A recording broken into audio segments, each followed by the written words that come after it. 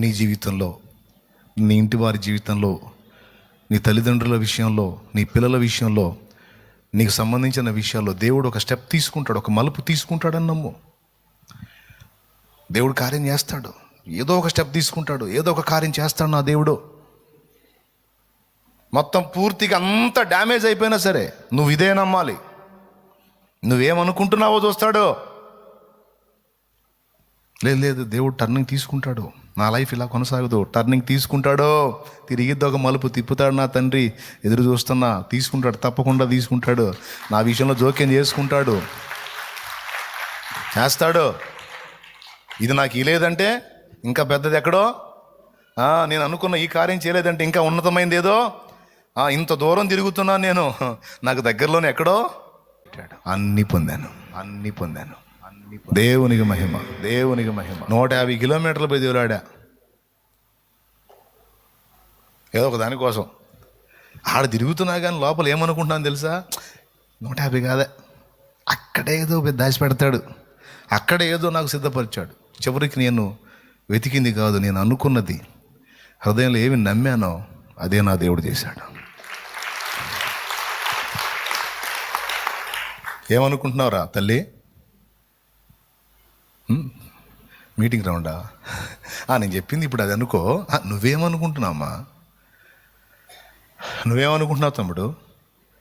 బలహీనతలో, బందీఖానలో బందీలు అయిపోయిన బిడ్డలారా, వ్యసనాలకు బానిసలు అయిపోతున్నారు. కొంతమంది అనుకుంటే ఇంకా లేదురా, నా లైఫ్ అయిపోయిందిరా, నా జీవితం కొలాప్స్ అయిపోయిందిరా, ఇంకా లేదురా, నాకు అవకాశం లేదు అనుకుంటున్నావా?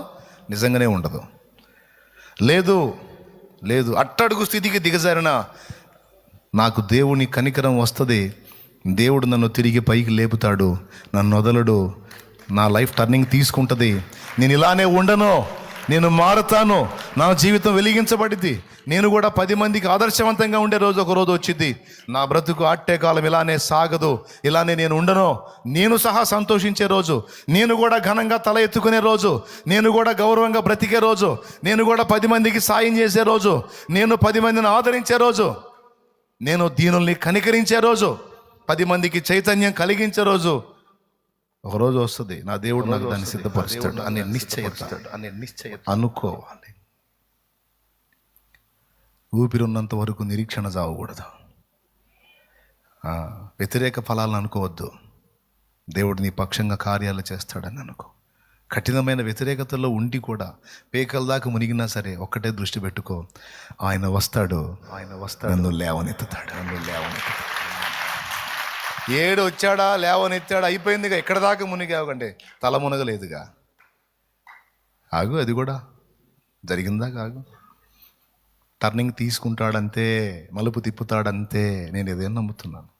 మాట చెప్పటం కాదు, మళ్ళీ పక్కన నేను నమ్మనడుగా శాలేమని నేను నమ్ముతున్నాను అంటాం కాదు.